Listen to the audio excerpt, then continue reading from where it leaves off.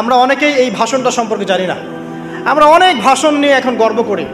নবী করিম সাল্লাল্লাহু আলাইহি ওয়াসাল্লামের এই যে সর্বশ্রেষ্ঠ ভাষণ, এটা কতজন জানেন? বিদায় হজের ভাষণ। কতজন জানেন বিদায় হজের ভাষণে নবী সাল্লাল্লাহু আলাইহি ওয়াসাল্লাম কী বলেছিলেন উম্মতকে? আমরা একটু আপনাদেরকে শোনাবো, শুনিয়ে ইনশাআল্লাহ লেকচারটা শেষ করব।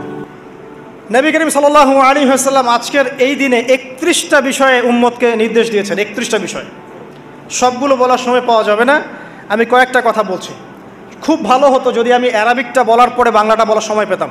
আমার হাতে 5 মিনিট সময় আছে এখন, কারণ অ্যারাবিকটার যে ভাব গাম্ভীর্যটা বাংলা আসলে আসবে না। তারপরে আমি চেষ্টা করছি।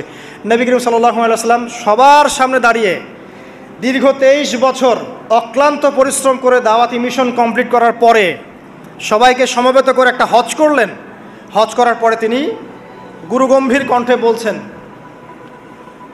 হৃদয়ের সমস্ত আবেগ বের করে দিয়ে বলছেন, হে জনগণ, আইয়ুহান নাস, হে জনগণ, আমি জানি না আজকের পর তোমাদের সাথে আমি কখনো মিলিত হতে পারবো কিনা। একটু চিন্তা করেন, সাহাবীরা সামনে দাঁড়িয়ে আছেন, নবীজি দাঁড়িয়ে এই কথাটা বলছেন, হে জনগণ, আমি জানি না আজকের পরে আমি তোমাদের সাথে মিলিত হতে পারবো কিনা। অতএব যে ব্যক্তি আজকে আমার এই কথাগুলোকে স্মরণ রাখবে, সে যেন অন্যের কাছে এই কথাগুলো পৌঁছে দেয়। হতে পারে যার কাছে পৌঁছে দেওয়া হচ্ছে সেই এই কথাগুলোকে বেশি সংরক্ষণ করতে পারবে। আল্লাহ পাক তার প্রতি রহম করুন যে আমার এই কথাগুলোকে অন্যের কাছে পৌঁছে দিবে। নবীজির ভাষণ। এরপর নবীজি বলছেন, জেনে রাখো নিশ্চয়ই তোমাদের পরস্পরের, মুসলিমদের পরস্পরের সম্পদ, পরস্পরের রক্ত, পরস্পরের এই যে জান মাল ইজ্জত, এগুলো একে অপরের জন্য হারাম। মুসলিমদের পরস্পরের রক্ত, পরস্পরের ইজ্জত সম্মান একে অপরের জন্যে হারাম, এর হানি করা একে অপরের জন্য হারাম। ঠিক যেমন আজকের এই দিন হারাম, এই শহর হারাম, এই মাসও হারাম। নবী করিম সাল্লাল্লাহু আলাইহি ওয়াসাল্লাম বলছিলেন, জেনে রাখো 3টা বিষয়ে যেন তোমাদের অন্তর কখনো খেয়ানত না করে। 3টা বিষয়ে তোমাদের অন্তর যেন কখনো খেয়ানত না করে। 1, তোমরা যে কাজটাই করবা শুধু আল্লাহ পাকের সন্তুষ্টির জন্য করবে। তোমরা যে কাজই করবে শুধু আল্লাহর সন্তুষ্টির জন্য করবে। তোমাদের শাসকবর্গের কল্যাণ কামনা করবে।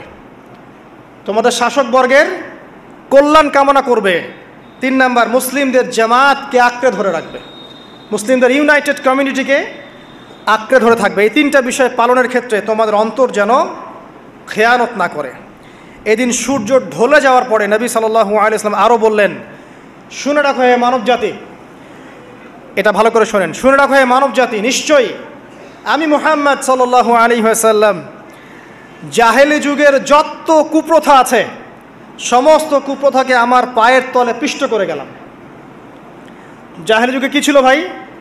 শিরিক ছিল, সুদ ছিল, মাদক ছিল, নারীর অবমাননা ছিল, কন্যা সন্তানকে দাফন করা হতো, রক্তক্ষয়ী হানাহানি মারামারি কাটাকাটি ছিল। এগুলো সব কিছুকে আমি আমার পায়ের তলে দাফন করে গেলাম। এটা কি দাফন হয়েছে? তিনি বলছেন, নিশ্চয়ই আমি জাহেলি যুগের সুদকে আমার পায়ে তলে পিষ্ট করে যাচ্ছি। সর্বপ্রথম যার সুদ আমি পিষ্ট করছি তিনি হচ্ছেন আব্বাস ইবনে আব্দুল মুত্তালিব, আমার চাচার সুদ। নিজের পরিবার থেকে দৃষ্টান্ত স্থাপন করলেন। তিনি আরও বললেন, হে উপস্থিত জনগণ, তোমরা মেয়েদের ব্যাপারে সতর্ক থাকবে এবং তোমাদের স্ত্রীদের ব্যাপারে সতর্ক থাকবে, তাদের হকের ব্যাপারে সতর্ক থাকবে, কেননা তোমরা তাদেরকে আল্লাহর কালিমার মাধ্যমে হালাল করে নিয়েছো। অতএব তাদের ব্যাপারে তোমরা সতর্ক থাকবে। তোমাদের উপর তাদের হক হচ্ছে তোমরা যা খাবে, যা পরবে, তাদেরকেও তাই খাওয়াবে, তাই পরাবে। আর তাদের উপর তোমাদের হক হচ্ছে যে তারা তোমাদের বিছানায় এমন কাউকে আসতে দিবে না যাদেরকে তোমরা অপছন্দ করো। নবী করিম সাল্লাল্লাহু আলাইহি ওয়াসাল্লাম আরও বলছেন, এই দিন আইয়ুহান নাস, হে মানব জাতি, তারাকতু ফিকুম আমরাইন, জেনে রাখো আমি তোমাদের সামনে মাত্র 2টো বস্তু ছেড়ে গেলাম। কয়টা বস্তু? লান তাদিল্লু মা তামাসসাকতুম বিহিমা, তোমরা কোনোদিন পথভ্রষ্ট হবে না যতদিন এই 2টা বস্তুকে আঁকড়ে ধরে থাকবে।